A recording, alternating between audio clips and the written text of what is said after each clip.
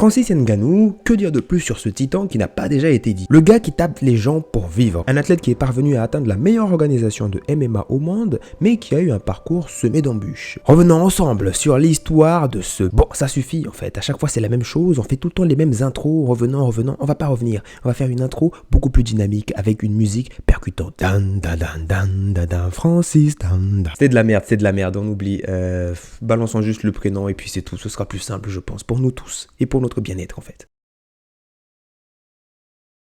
Avec une détermination inébranlable, Ngannou a transformé ses rêves en réalité, gravissant les échelons du MMA pour devenir l'un des combattants les plus craints de l'UFC. Plus qu'un simple athlète, il incarne la résilience, inspirant des millions de personnes à travers le monde, tout en continuant de repousser les limites du possible. Aujourd'hui, on est sur la personne qui tape les gens pour vivre. Je tape les gens pour vivre. Ça, c'est incroyable comme réplique, mais ça se tient. Et ça se respecte. Mais Francis Ngannou n'a pas eu une enfance facile parce que dès qu'il était petit, il a été dans une famille modeste et il va très vite apprendre la réalité de la vie, la dure réalité de la vie. Dès l'âge de 10 ans, il travaillait déjà dans une carrière de sable pour aider sa famille. Le rêve de devenir boxeur semblait alors lointain, presque irréalisable dans un environnement où la survie quotidienne primait sur tout le reste. Et malgré les différentes difficultés, les obstacles, les parcours du combattant, ça monte, ça descend, eh bien Ngannou, il avait un rêve, celui de poursuivre les traces de son idole qui était Mike Tyson. Oui, Mike Tyson, celui qui casse les mâchoires, bam, bam, bam, et tu finis à l'hôpital. Bon, disons quand même que le chemin était loin d'être facile. À 26 ans, il décide de quitter le Cameroun pour tenter sa chance en Europe. Une décision audacieuse motivée par une volonté de faire. Donc là, il faut se dire quand même que pour aller en Europe, il a dû traverser le Sahara, le désert du Sahara, et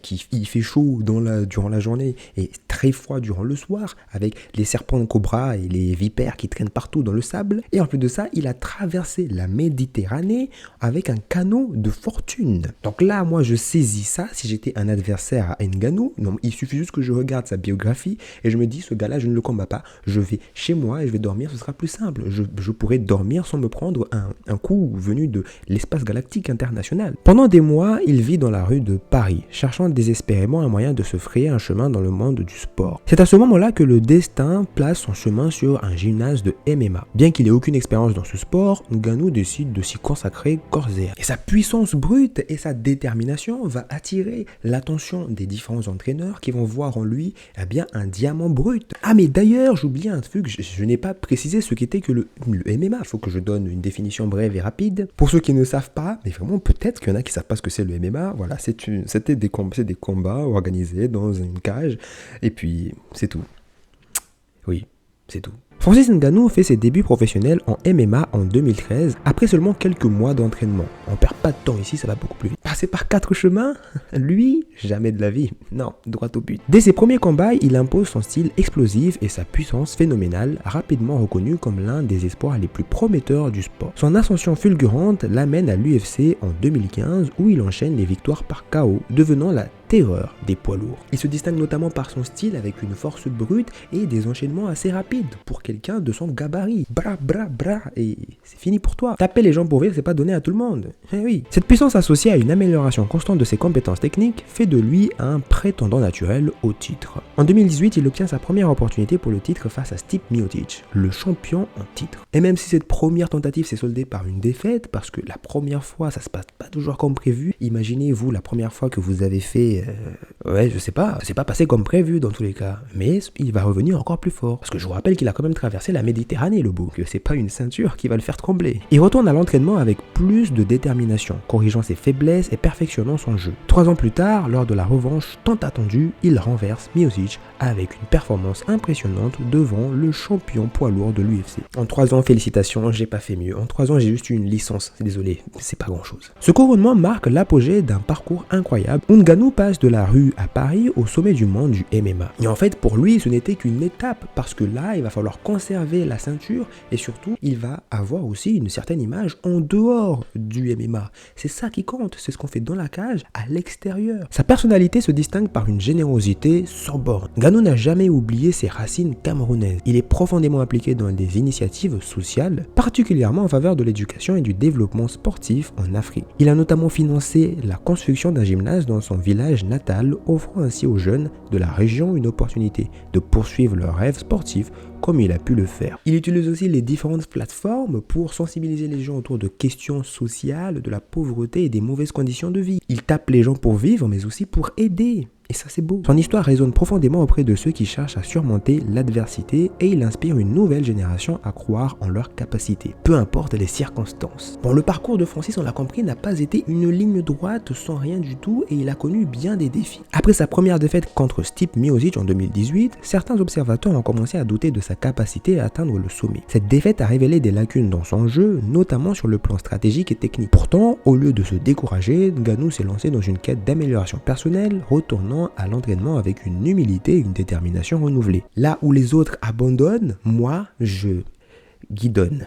Je poursuis. Je sais pas, je voulais faire un truc stylé, mais ça n'a pas marché, me rebelle de merde. Oui, bon, soit, là maintenant, on va parler des embrouilles. Parce que oui, il y a des gens qui osent s'embrouiller avec une Francis Ngannou. Moi, même si j'étais en embrouille avec lui, j'aurais envoyé un vocal. Salut Francis, alors c'était pour te dire que je suis vraiment désolé pour la dernière fois d'avoir piqué la part de pizza qui était dans le frigo. Je savais pas que c'était à toi, donc j'irai vite l'acheter afin que tu ne puisses pas mettre fin à mes jours. Allez, bisous, au revoir. En dehors de l'octogone, Ngannou a également été au cœur de diverses controverses, principalement liées à ses relations avec l'UFC et Dana White. Oui, le boss de l'UFC, c'est-à-dire le patron, le PDG. En dépit de son statut de superstar, il a exprimé publiquement son mécontentement quant à la manière de l'organisation de traiter ses combattants, notamment en ce qui concerne la rémunération et le respect des athlètes. Ces prises de position ont parfois créé des tensions avec les dirigeants de l'UFC, donnant lieu à des spéculations sur son avenir au sein de l'organisation. Et malgré ces défis, Ngannou a su naviguer avec intelligence et persévérance, consolidant son statut de champion. Je ne vais pas m'avancer, voilà, je ne vais pas m'avancer, je ne suis pas qualifié,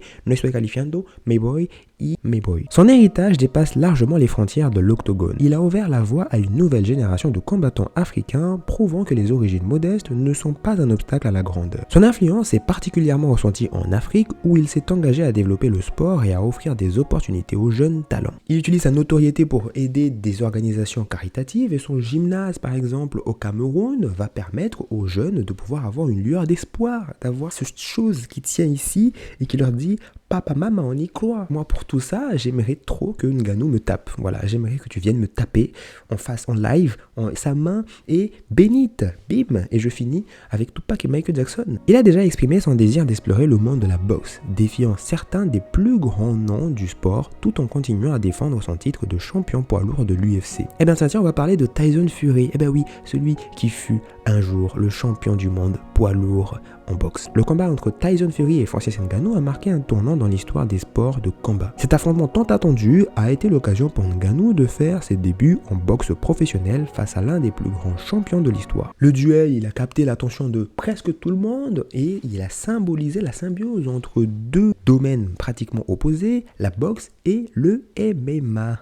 Avec Tyson Fury, autant s'y aller je ne sais combien de rounds, et avec Anthony Joshua plus tard qui est un autre boxeur, ça s'est plutôt mal terminé. Il y a des choses qu'il vaut mieux ne pas aborder en public. Pour Ngannou, ce combat représentait bien plus qu'une simple confrontation sportive. C'était l'accomplissement d'un rêve de longue date, celui de se mesurer au meilleur dans un ring de boxe. Parce qu'on rappelle à la base qu'il voulait pratiquer la boxe. Et même s'il n'était pas favori, son courage et sa détermination ont impressionné les spectateurs. Ngannou a prouvé qu'il pouvait tenir tête à l'élite du noblard, même en étant issu d'un autre univers. Bien que le résultat du combat n'ait pas été en sa faveur, l'impact de cette rencontre va au-delà du simple score. Ngannou a non seulement gagné le respect du monde de la boxe, mais a également renforcé son statut de légende vivante dans les sports de combat. Cette confrontation a également ouvert la porte à d'autres affrontements interdisciplinaires et pourrait bien marquer le début d'une nouvelle ère dans le monde du sport du combat où les frontières entre les disciplines deviennent de plus en plus floues. Et c'est aussi ici que s'arrête notre vidéo. Et oui, elles ne sont pas très longues parce que moi je raconte la vie comme ceci. Bref, j'espère que celle-ci vous aura plu. Moi en tout cas, j'ai pris un plaisir à la faire, même si c'était compliqué. Prenez soin de vous, c'était Spanix et ciao.